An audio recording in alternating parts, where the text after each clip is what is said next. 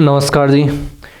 पिछली क्लास में हम पढ़ रहे थे पाश्चात्य राजनीतिक विचारक, जिसमें प्लेटो की कुछ बातें हो गई थी।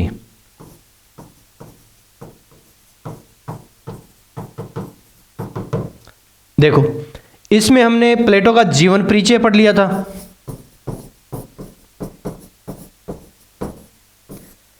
उसके बाद में अध्ययन पद्धतियों की बातें हो गई थी।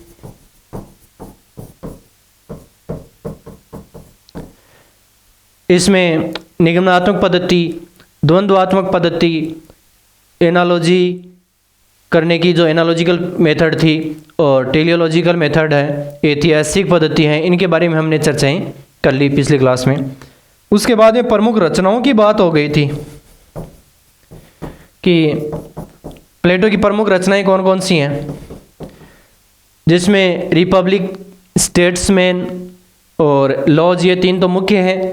उसके बाद में अपोलॉजी है, क्रेटो है, मेनो है, फिडो है, सिम्पोजियम है।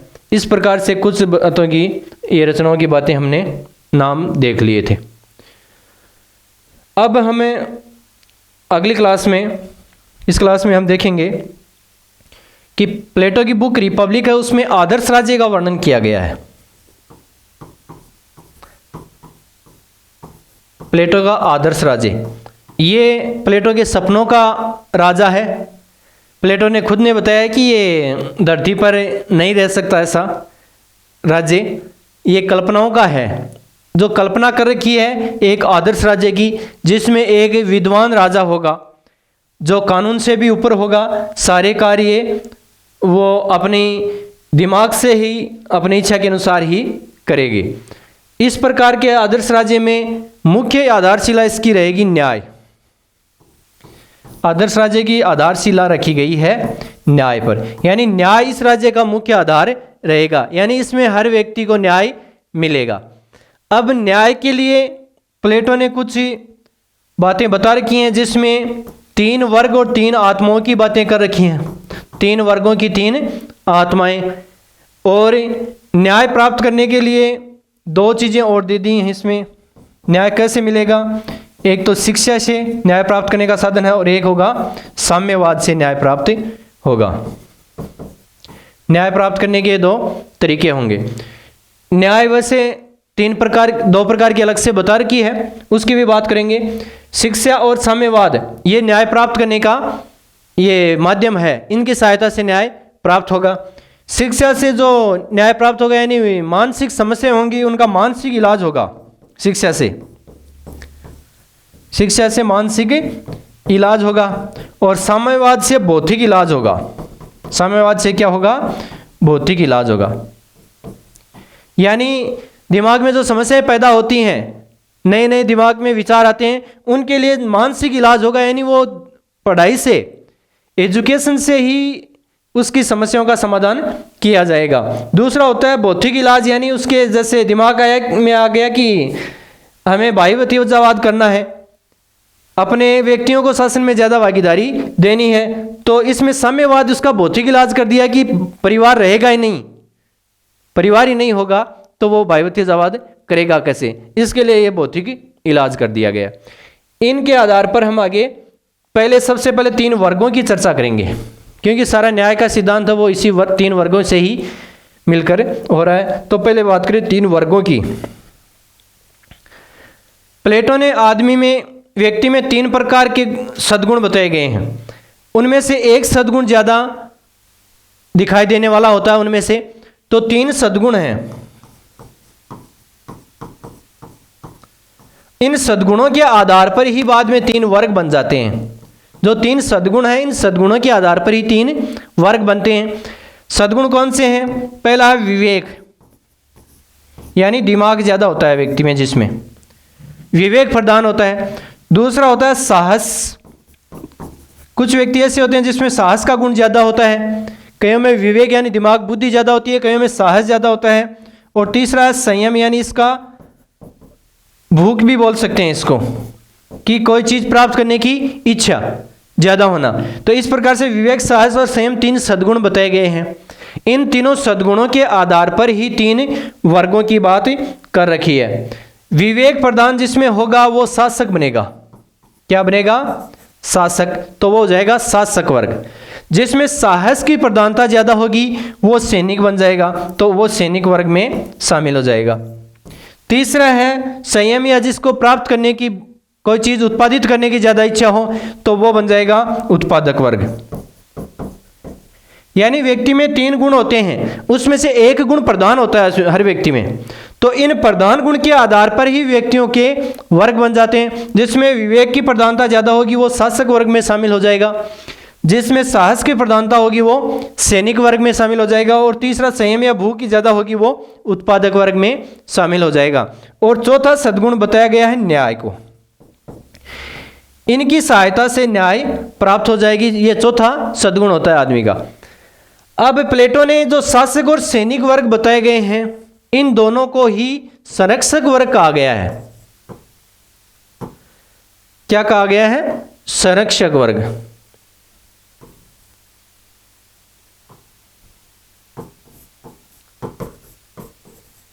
गार्जियन कहा गया इन दोनों को। किनको? शासक और सैनिक को गार्जियन कहा गया है। अब प्लेटो के जो ज़्यादा विचार दिए गए हैं शिक्षा के और साम्यवाद के, वो इन 2 वर्गों के लिए ही हैं। उत्पादक वर्ग के लिए प्लेटो का कोई विचार नहीं है, ना शिक्षा में शामिल है उत्पादक वर्ग, और ना ही ये जो साम्यवाद है परिवार और संपत्ति का, उसमें शामिल है। यानी संपत्ति का साम्यवाद और परिवार का साम्यवाद तथा शिक्षा दोनों इस शासक और सैनिक के लिए ही लागू होते हैं, यानी गार्जियन वर्ग के लिए ही लागू होते हैं, उत्पादक वर्ग के ऊपर वो लागू नहीं होते हैं। तो इस प्रकार से शासक और सैनिक वर्ग को सम्मिलित रूप से क्या बोल दिया है? संरक्षक वर्ग, और ये हो गया उत्पादक वर्ग। अब न्याय की, इस न्याय का सिद्धांत देने से पहले प्लेटो ने अपना न्याय का सिद्धांत दिया। इससे पहले सोफिस्टों के द्वारा, यानी जो पहले निजी शिक्षक थे जो घूम घूम कर पढ़ाया करते थे, उनको सोफिस्ट बोलते हैं। उन सोफिस्टों के द्वारा कुछ सिद्धांत दिए गए हैं, बातें कही गई हैं, उनका खंडन किया गया है, और उसके बाद में इन्होंने अपना न्याय का सिद्धांत दिया है। तो पहले सोफिस्टों के जो विचार हैं उनका खंडन किस प्रकार से किया गया है, उनकी बात हम कर लें। पहले है न्याय का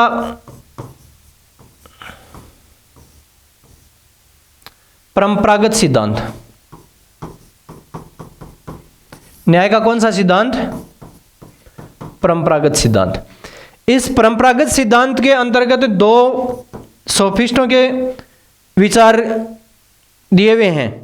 ये सोफिस्ट और सुकरात, इस रिपब्लिक में जो वार्तालाप की गई है वो सोफिस्ट और सुकरात के अंतर्गत दोनों के बीच में वार्तालाप हो रही है। इसमें मुख्य हीरो सुकरात है।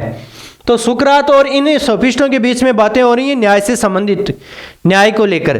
तो पहले है सेफालस के द्वारा न्याय के बारे में क्या कहा गया है,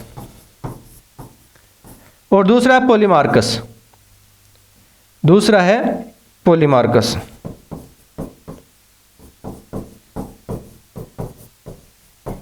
इसने न्याय के बारे में क्या कहा है? सेफालस ने कहा है कि सत्य बोलना, क्या करना? सत्य बोलना, वह ऋण चुकाना ही न्याय है। सत्य बोलना वह ऋण चुकाना ही न्याय है। सेफालस सुकरात से बातें कर रहे हैं कि सत्य बोलना और ऋण चुकाना ही न्याय है। तो सुकरात ने, ये जो वार्तालाप हो रही है रिपब्लिक में, इसमें सुकरात बोलता है कि सत्य बोलना न्याय नहीं होता है। कई बार एक व्यक्ति के पीछे यदि कोई लुटेरे पड़े हुए हों और वो अपने पास में, हमने देख लिया कि वो कहाँ छुप रहा है, वो लुटेरे आकर हमसे पूछें कि अमुक व्यक्ति को देखा है और हम बोल दें कि हमने देखा है, तो एक व्यक्ति का नुकसान होगा, उसमें व्यक्ति को लूट लिया जाएगा, उसकी हत्या कर सकते हैं। तो ऐसी स्थिति में सत्य बोलना कोई न्याय नहीं कहलाता है। सत्य बोलना ऐसी स्थिति में न्याय नहीं है। अब देखो, सत्य बोल रहे हैं कि हमने देखा है तब व्यक्ति का नुकसान होगा, और असत्य बोलेंगे तो हम क्या हो जाएंगे? अन्यायी हो जाएंगे। तो इस प्रकार से सत्य बोलने से हम न्याय और अन्याय को सिद्ध नहीं कर सकते। ये बात आपकी सत्य नहीं है, ये सुकरात ने सेफालस को कहा है। दूसरा, ऋण चुकाना। तो यदि हम किसी व्यक्ति से, मान लीजिए सुकरात बोल रहे हैं, किसी व्यक्ति से यदि हम कोई तलवार उधार ले लें और उसके बाद में वो व्यक्ति पागल हो जाए, तो जरूरी नहीं है कि उस व्यक्ति को हम अपनी तलवार वापस उसको लौटाएं वो तलवार। क्यों? क्योंकि वो किसी व्यक्ति पर हमला कर सकता है उस तलवार से, क्योंकि वो पागल हो गया। हो सकता है वो अपने ऊपर ही हमला कर दे। तो ऐसा नहीं कि जो ऋण चुकाया लिया है वो वापस चुकाया ही जाए, वो भी परिस्थितियों के ऊपर डिपेंड करेगा। इस प्रकार से सत्य बोलना और ऋण चुकाना न्याय नहीं है। अगला है पॉलीमार्कस। ये बोलते हैं कि जो व्यक्ति जिसके लिए योग्य हो उसको वही मिलना। योग्य कैसे? जैसे शत्रु के प्रति शत्रुता और मित्र के प्रति मित्रता का व्यवहार। मित्र के प्रति कैसा व्यवहार? मित्रता का व्यवहार। और शत्रु के प्रति शत्रुता का व्यवहार। व्यवहार करना ही क्या होगा? न्याय होगा। तो सुकरात ने बताया कि ऐसा नहीं है, क्योंकि शत्रु और मित्र होते हैं वो स्थायी नहीं होते, वो समय के अनुसार परिवर्तित होते रहते हैं। तो इस प्रकार से तय नहीं कर सकते कौन सा शत्रु और कौन सा मित्र है। तो इस प्रकार से व्यवहार कैसे किया जाएगा, तो वो न्याय कैसे हो गया? यानी मित्र टाइम के अनुसार हो सकता है शत्रु हो जाए, शत्रु हो वो मित्र हो जाए। तो ऐसी स्थिति में शत्रु और मित्र को हम तय नहीं कर सकते, तो ये न्याय नहीं होगा। यह है न्याय का परंपरागत सिद्धांत।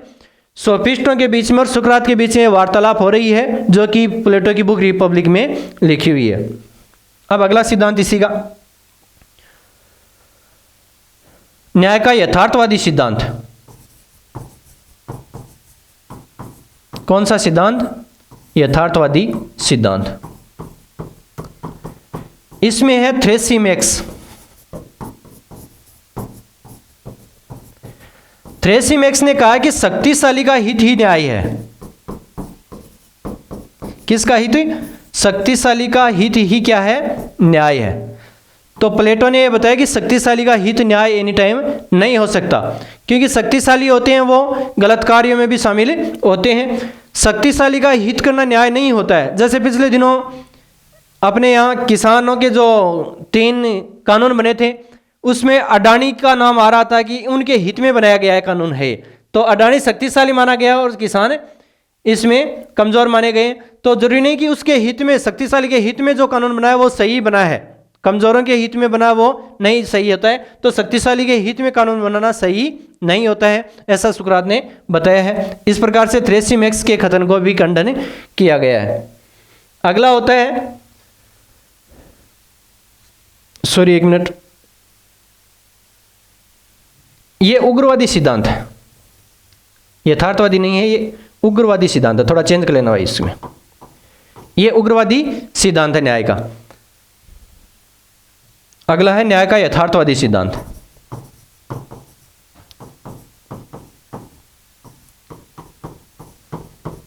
न्याय का यथार्थवादी सिद्धांत, इसमें दिया गया है ग्लूकोन और एंडीमेट्स। इनके द्वारा बताया गया है कि न्याय होता है वो भय का शिशु होता है। न्याय भय का शिशु होता है, वह कमजोरों की आवश्यकता होती है।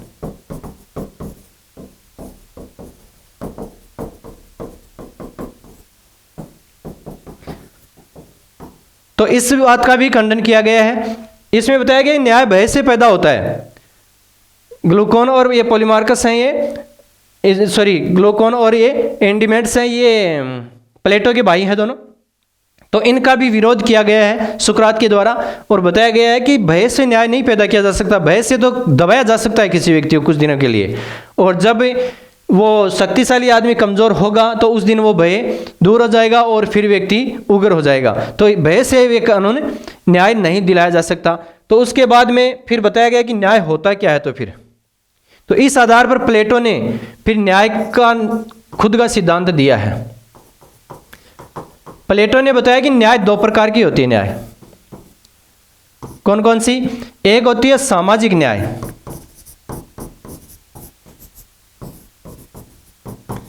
और एक होती है व्यक्तिगत न्याय। सामाजिक न्याय और व्यक्तिगत न्याय, न्याय 2 प्रकार की बताइए। सामाजिक न्याय क्या होती है? प्रत्येक वर्ग अपना काम करें, किसी दूसरे वर्ग के कार्यों में प्रत्येक वर्ग अपना काम करें, किसी दूसरे वर्ग के कार्यों में हस्तक्षेप ना करें, तो यह सामाजिक न्याय होगा। जैसे शासक वर्ग शासन कार्यों में भाग लें, सैनिक वर्ग सैनिक कार्यों में भाग लें, सैनिक वर्ग शासक बनने की कोशिश ना करें, उत्पादक वर्ग भी शासक बनने की कोशिश ना करें। तो यदि प्रत्येक वर्ग अपना काम करेगा तो वो सामाजिक न्याय रहेगा, यानी सब कुछ शांत प्रकार से रहेंगे। हर व्यक्ति जो अपने सद्गुण के अनुसार हर वर्ग अपना काम करेगा। और इसी प्रकार से प्रत्येक व्यक्ति यदि अपना काम करेगा, इसमें प्रत्येक वर्ग अपना काम करेगा और इसमें प्रत्येक व्यक्ति अपना काम करेगा, तो वो क्या होगी?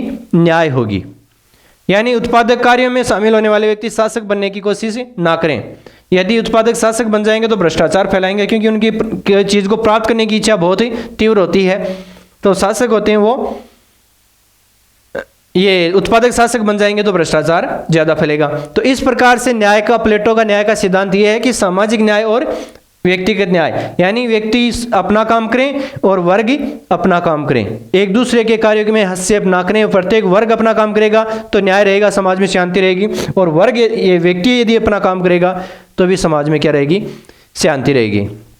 यह है प्लेटो का न्याय का सिद्धांत। अब इसमें अगला है कि न्याय मिलेगी कैसे, न्याय प्राप्त कैसे होगी, किस माध्यम से न्याय आएगी, न्याय लाने का क्या साधन है? तो न्याय प्राप्त करने के दो साधन हैं। न्याय कैसे लाया जाएगा? एक तो होगा शिक्षा, क्या होगा? शिक्षा। और दूसरा क्या है? साम्यवाद। यानी शिक्षा की सहायता से ये न्याय आएगा और दूसरा है साम्यवाद से। यानी शिक्षा होगी तो वर्ग अपने अपने काम करेंगे और साम्यवाद होगा तो भी वर्ग एक दूसरे को हस्तक्षेप नहीं करेंगे। शिक्षा और साम्यवाद किस प्रकार के थे, इसकी बात हम और कर लेते हैं। देखो शिक्षा किस प्रकार की थी शासन कार्य में। देखो शिक्षा, प्लेटो ने उत्पादक वर्ग के लिए शिक्षा की कोई व्यवस्था नहीं कर रखी है। सैनिक वर्ग और शासक वर्ग है, उनके लिए ही शिक्षा की व्यवस्था कर रखी है। शिक्षा देने का काम जो है वो उत्पादक वर्ग के लिए नहीं है, उनको तो अलग ही बिना शिक्षा के ही प्लेटो ने छोड़ रखा है। जो सैनिक और शासक हैं उनको संरक्षक वर्ग बोला गया है, दोनों को मिक्स संरक्षक वर्ग बोलते हैं। और शिक्षा वो संरक्षक वर्ग के लिए ही उपलब्ध है, उत्पादक वर्ग के लिए शिक्षा उपलब्ध नहीं है। तो शिक्षा किस प्रकार की होगी? तो शिक्षा को बांट रखा सबसे पहले प्राथमिक शिक्षा। प्राथमिक शिक्षा होगी 18 वर्ष तक, 18 वर्ष तक के बालक के लिए प्राथमिक शिक्षा होगी। इस प्राथमिक शिक्षा में क्या शामिल होगा? एक तो होगा संगीत और व्यायाम। प्राथमिक शिक्षा में संगीत और व्यायाम को शामिल किया गया है। संगीत और व्यायाम, संगीत से दिमाग तेज होता है और व्यायाम से शरीर तंदुरुस्त होता है। संगीत सुनेंगे तो दिमाग तंदुरुस्त होगा, दिमाग स्वस्थ होगा और व्यायाम करने से शरीर स्वस्थ होगा। दिमाग का विकास संगीत से होगा और शरीर का विकास व्यायाम से होगा। तो जो 18 वर्ष तक की उम्र है उसमें शरीर और दिमाग का पूर्ण विकास हो सके, इसके लिए संगीत और व्यायाम की शिक्षा की व्यवस्था कर रखी है प्लेटो के अनुसार। यानी उस टाइम संगीत और व्यायाम की शिक्षा दी जानी चाहिए 1 से लेकर 18 तक। उसके बाद में 18 वर्ष से लेकर 20 वर्ष यानी 2 वर्ष के लिए सैनिक शिक्षा कंपलसरी है। कौन सी शिक्षा? सैनिक शिक्षा दी जाए, सभी को सैनिक शिक्षा देनी कंपलसरी है। ये 2 वर्ष की ट्रेनिंग होती थी। उसके बाद में आती है उच्च शिक्षा। उच्च शिक्षा किस प्रकार की है वो देखो, ये प्राथमिक शिक्षा हो गई। उसके बाद में बात करते हैं उच्च शिक्षा की।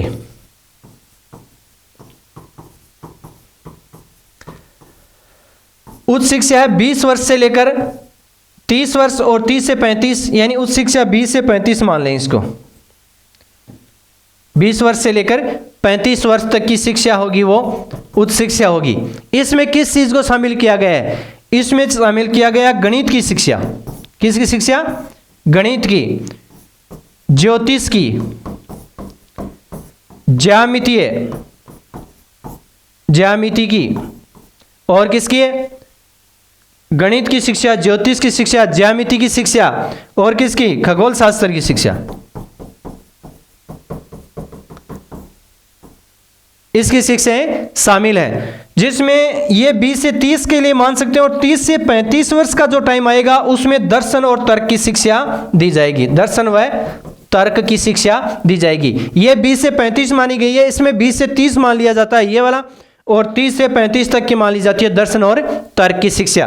तो इस प्रकार से ये उच्च शिक्षा कंप्लीट होती है। प्रारंभिक रूप से जो व्यक्ति असफल हो जाते हैं उनको क्या बना दिया जाता है, सैनिक बना दिया जाता है।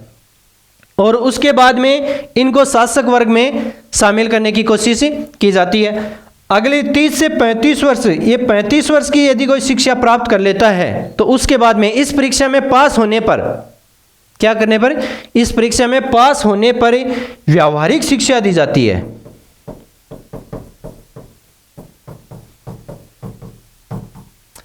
व्यावहारिक शिक्षा दी जाती है 35 से 50 वर्ष के बीच में। यानी इसको कोई पद दे दिए जाते हैं छोटे छोटे शिक्षक का व्यावहारिक ज्ञान प्राप्त करने के लिए। जैसे कुछ को मंत्री बना दिया जाता है या किसी विभाग का छोटा मोटा अध्यक्ष बना के इनको व्यावहारिक शिक्षा देने की बात कही गई है। इस प्रकार से प्लेटो की ये शिक्षा की व्यवस्था है, प्राथमिक शिक्षा और उच्च शिक्षा, और तीसरी है व्यावहारिक शिक्षा।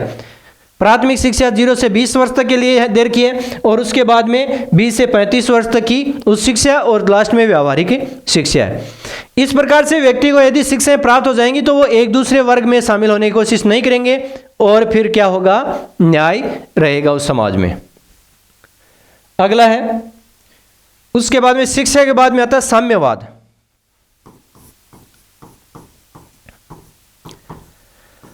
साम्यवाद, इसमें क्या किया जाता है, साम्यवाद दो चीजों का साम्यवाद रखा जाता है इसमें। एक तो संपत्ति का और एक होता है परिवार का। साम्यवाद का मतलब होता है कोई भी चीज निजी नहीं होती है, उसमें खुद की पर्सनल चीज नहीं होती है। जैसे समाजवाद का उच्च रूप माना जाता है साम्यवाद, जिसमें व्यक्ति का खुद का निजी नहीं होता है कोई चीज।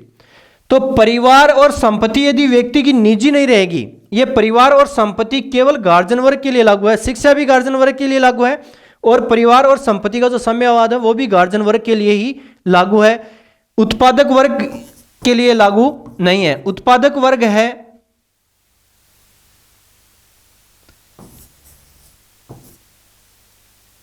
ये शिक्षा और साम्यवाद इसके लिए लागू नहीं है। उत्पादक वर्ग में क्या किया जाता है कि ये परिवार भी रख सकते हैं और संपत्ति भी रख सकते हैं, इनके लिए लागू नहीं है। ये साम्यवाद लाना क्यों पड़ा, क्योंकि व्यक्ति को भ्रष्ट करने के लिए दो ही चीजें शामिल होती हैं। व्यक्ति भ्रष्ट कब होता है, यानी शासन कार्य में भाग लेने वाले व्यक्ति भ्रष्ट नहीं होने चाहिए। इसके लिए इन दोनों चीजों की मनाही कर दी कि शासन कार्य में जो भाग लेंगे वे दोनों चीजें नहीं रखेंगे। व्यक्ति भ्रष्ट कब होता है, जब या तो वो संपत्ति इकट्ठी करना चाहता है, संपत्ति खूब सारी इकट्ठी करना चाहता है, तब वो भ्रष्टाचार करके लोगों से पैसे हड़पने की कोशिश करता है, भूमि संपत्ति जो भी उसको हाल लगती है वो लेने की कोशिश करता है। दूसरा होता है परिवार, यदि परिवार होगा तो भाई भतीजावाद होगा, यानी अपने व्यक्तियों को लाभ पहुंचाने की कोशिश करेगा। जब परिवार ही नहीं होगा तो ये लाभ किसको पहुंचाएंगे। तो ये जो बात कही गई है साम्यवाद वाली, ये आज के समय में मोदी जी और योगी जी पे लागू होती है। इन दोनों व्यक्तियों के पास में ना तो परिवार है और ना ही संपत्ति इकट्ठा करने की कोशिश करते हैं। तो बात कही गई है 2300 साल पहले, 2400 साल पहले, और ये आज भी व्यावहारिक सिद्ध हो रही है। ये बात तो बाकी तो नहीं हो रही है। तो ये उस टाइम अजीब सा लग रहा है। संपत्ति का साम्यवाद का मतलब है संपत्ति छोड़ देंगे, ऐसा नहीं कि इकट्ठी संपत्ति सभी रखेंगे, संपत्ति रखने का लालच नहीं करेंगे। और कोई भी परिवार में जो रहेंगे वो निजी परिवार, यानी उसका संपत्ति में, ये परिवार में पत्नियां होती हैं वो निजी नहीं रखेगी, एक व्यक्ति की पत्नी नहीं होगी, सामूहिक रूप से ये रहेगा परिवार। कोई निजी परिवार नहीं होगा कि ये मेरा बेटा है, ये मेरी पत्नी है, इस प्रकार से नहीं रहेगा। तो इस प्रकार से परिवार और संपत्ति का साम्यवाद रखा गया है, जिससे व्यक्ति, ये शासक वर्ग भ्रष्ट नहीं होगा और अच्छा शासन कार्य करेंगे। तो इस प्रकार से शिक्षा और साम्यवाद के आधार पर व्यक्ति ने, ये प्लेटो ने न्याय प्राप्त करने की कोशिश की है। यह है इस बुक जो देर की है रिपब्लिक है, उसके अंतर्गत आदर्श राज्य की बात की गई है। अब अगला है इसमें दूसरी बुक है स्टेट्समैन।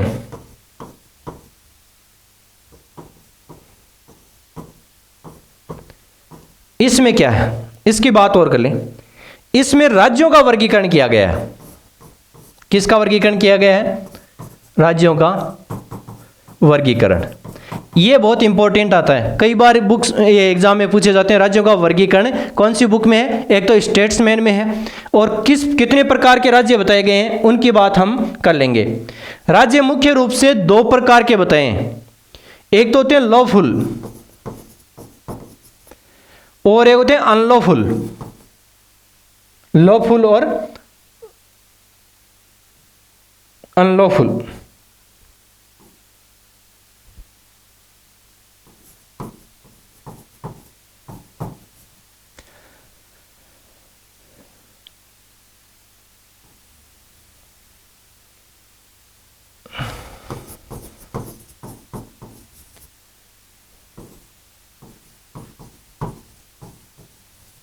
लॉफुल और अनलॉफुल।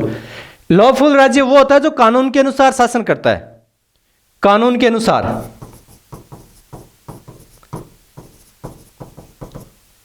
यानी जैसी जनता की इच्छा है उसके अनुसार कार्य करें। और अनलॉफुल होता है वो गैर कानूनी तरीके से, यानी भ्रष्टाचार करके शासन करता है, उसको अनलॉफुल बोलते हैं। इसमें 3 प्रकार के राज्य बताए गए हैं। पहला है मोनार्की।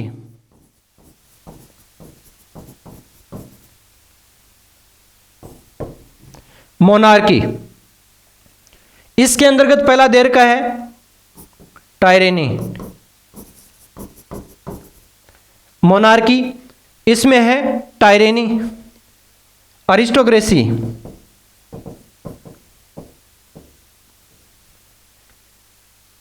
और यह है ओलिगार्की।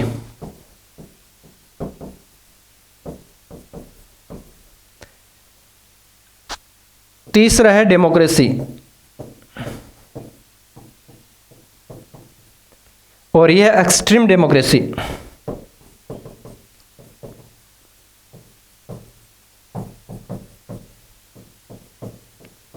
इस प्रकार से 6 प्रकार के स्टेट बताए गए हैं। लॉफुल में है मोनार्की, अरिस्टोक्रेसी और डेमोक्रेसी।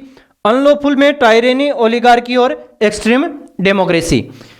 इसको बोलते हैं, मोनार्की को बोल सकते हैं हम राजतंत्र, और टायरेनी का मतलब हो गया निरंकुश तंत्र।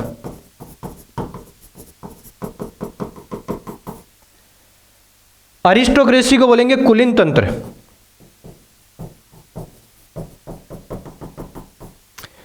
और इसको बोल सकते हैं हमें वर्ग तंत्र, या ओलिगार्की का मतलब हो गया वर्ग तंत्र बोल दें। इसमें व्यक्ति ज्यादा अभी होता है। डेमोक्रेसी का मतलब लोकतंत्र। एक्सट्रीम डेमोक्रेसी का मतलब होती है अतिवादी लोकतंत्र। इस प्रकार से 6 प्रकार के राज्य बताएंगे। ये आपको याद करने पड़ेंगे क्योंकि अरस्तु पढ़ेंगे, उसमें भी ये सेम टू सेम ही आएंगे। उसमें इसमें दे दिए लॉफुल एंड अनलॉफुल के आधार पर, और अरस्तु ने इन्हीं का वर्गीकरण कर रखा है स्वहित और परहित के आधार पर। चीज़ें यही हैं। इसमें यहाँ डेमोक्रेसी की जगह कुछ पॉलिटी देर का है, और चीज़ें वो की वही आएंगी। तो इनको याद करना कंपलसरी है। 6 प्रकार के हैं, मोनार्की, अरिस्टोक्रेसी और डेमोक्रेसी। ये तो हैं लॉफुल, और अनलॉफुल में टायरेनी, ओलिगार्की और एक्सट्रीम डेमोक्रेसी। मोनार्की यानी राजतंत्र, यानी इसमें शासन राजा का होता है, एक व्यक्ति का शासन होता है। शासन एक व्यक्ति का होता है, यानी राजा होता है, लेकिन वो नियमों के अनुसार का शासन करता है। ऐसा नहीं कि अपनी इच्छा अनुसार शासन करे। नियम कई प्रकार के हो सकते हैं, उस पर धार्मिक नियम भी लागू हो सकते हैं, सामाजिक नियम भी लागू होते हैं, और वहाँ के लोगों की, जनता का भी उसमें दबाव रहता है। तो इस प्रकार से जो लॉफुल है राजतंत्र होता है, वो अच्छा शासन माना गया है उस टाइम का। दूसरा होता है टायरेनी। टायरेनी में क्या होता है कि व्यक्ति का खुद का अपनी इच्छा अनुसार शासन करता है, वो किसी का भी दबाव नहीं मानता है और गलत तरीके से शासन चलाते हैं। ऐसे शासन को बोलते हैं टायरेनी। दूसरा होता है अरिस्टोक्रेसी। इसमें कुलीन लोग हैं, जो कुलीन परिवारों के लोग होते हैं, वो शासन करते हैं। एक व्यक्ति का शासन नहीं होता है, ये कुछ व्यक्तियों का शासन होता है। ये होता है एक व्यक्ति का शासन, और ये होते हैं कुछ व्यक्तियों का शासन, और इसमें होते हैं सभी व्यक्तियों का शासन। ये 3 टाइप के हो गए। एक व्यक्ति का शासन मोनार्की है, जो लॉफुल है, और अनलॉफुल है टायरेनी। इसमें एक ही व्यक्ति होता है, शासन नियमों के अनुसार चलाते हैं, उसके ऊपर जनता का और धार्मिक नियम, सामाजिक नियम ये सारे लागू होते हैं। मनमर्जी से शासन नहीं चलता है। ये व्यक्ति मनमर्जी से शासन चलाते हैं, अपनी इच्छा अनुसार किसी की भी नहीं सुनते हैं, इसलिए इसको अनलॉफुल बोलते हैं। इसमें कुछ व्यक्तियों का शासन होता है, यानी चुनिंदा परिवारों में से व्यक्ति आते हैं और वो शासन करते हैं, नियमों के अनुसार करते हैं, तब तो कुलीन तंत्र, और इसको ओलिगार्की बोलते हैं। इंग्लिश में ज़्यादा याद रखना उचित रहेगा, हिंदी में तो इसमें नामों में चेंज आ सकता है। अरिस्टोक्रेसी है, ये ओलिगार्की होती है। इसको वर्ग तंत्र भी बोलते हैं, और भी कुछ शायद बोला जा सकता है, देखेंगे बाद में। तीसरा होता है सभी व्यक्तियों का शासन, डेमोक्रेसी। डेमोक्रेसी जो आज भी लागू है। और एक्सट्रीम डेमोक्रेसी होती है अतिवादी लोकतंत्र, ऐसा लोकतंत्र जिसमें कुछ ही व्यक्ति चुने जाते हैं लोकतांत्रिक तरीके से और उसके बाद में जनता की नहीं सुनते हैं, उसको बोलते हैं एक्सट्रीम डेमोक्रेसी। ये 6 प्रकार के राज्यों का वर्गीकरण कर रखा है किस बुक में? स्टेट्समैन में। अब इसमें देखो, प्लेटो ने इनकी तुलना कर रखी आपस में। कैसे? जो लॉफुल है उसमें सबसे अच्छा शासन माना गया मोनार्की को, ये सबसे अच्छा शासन माना गया है। कौन से में? लॉफुल में। उसके बाद में 2 नंबर पे है डेमोक्रेसी और 3 नंबर पे अरिस्टोक्रेसी, इनका अच्छे शासनों के हिसाब से। और अनलॉफुल में सबसे अच्छा शासन माना जाता है एक्सट्रीम डेमोक्रेसी, और सबसे घटिया शासन माना गया है टायरेनिका, और ये ओलिगार्की बीच में रखा गया है। इस प्रकार से ये 6 स्टेटों का वर्गीकरण दे रखा है। इनको याद जरूर कर लेना, क्योंकि ये अरस्तु और इन दोनों के लिए लागू होता है। तो आप एक जगह याद कर लोगे तो दोनों ही याद हो जाएंगे। यहाँ प्लेटो में लॉफुल एंड अनलॉफुल के आधार पर है, और अरस्तु में वो स्वहित और परहित के आधार पर बांट रखा है। तो ये हो गया इसका स्टेट्समैन के आधार पर राज्यों का वर्गीकरण। इसमें अब अगली बुक शुरू करते हैं, लॉज के बारे में। लॉज में कानून का शासन है। देखो, इसमें कानून का शासन बताया गया है, और जो शासन वर्ग है वो मिश्रित प्रकार का है। मिश्रित प्रकार का कैसे? विधायिका वो लोकतांत्रिक तरीके से चुनी जाएगी, और उसके बाद में शासन करेगा वो राजतंत्र के हिसाब से, राजा राजतंत्र के तरीके से शासन करेगा, और विधायिका लोकतंत्र के हिसाब से चुनी जाएगी। इस प्रकार से इसको मिश्रित संविधान भी कहते हैं। इसमें बताया गया है कि जो राज्य होता है वो समुद्र के किनारे नहीं होना चाहिए। समुद्र किनारे जो राज्य होता है उसको अच्छा नहीं माना गया है, समुद्र से दूर होना चाहिए। समुद्र किनारे डाकू ज्यादा आते हैं, लुटेरे ज्यादा आते हैं, इस वजह से वहां का राज्य सुरक्षित नहीं माना जाता है। और इसकी जनसंख्या है, ये क्वेश्चन कई बार पूछा जाता है कि इस लॉज में जनसंख्या बताइए। 5040 जनसंख्या होनी चाहिए। किसी स्टेट की जनसंख्या कितनी होनी चाहिए?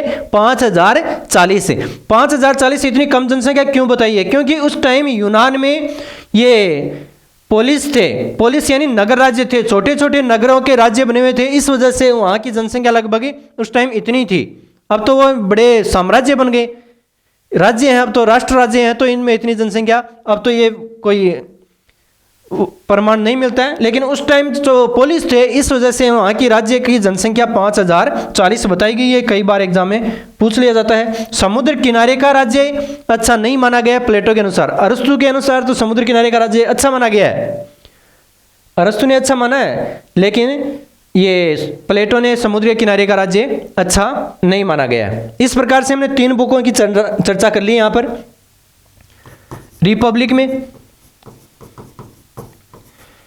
रिपब्लिक में आदर्श राजा का शासन माना गया है। आदर्श राजा का शासन माना गया है रिपब्लिक में। और दूसरी है स्टेट्समैन। स्टेट्समैन में कुलीन तंत्रीय शासन माना गया है, यानी इसमें यह आदर्श राजा का शासन होगा, यहां पर कुलीन तंत्र यानी शिक्षित लोगों का शासन होगा।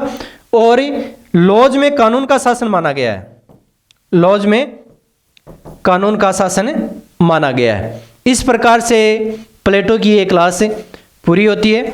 अगली क्लास में दूसरा विचारक की चर्चा करेंगे। क्लास पसंद आए तो लाइक और शेयर जरूर करें। धन्यवाद। जय हिंद।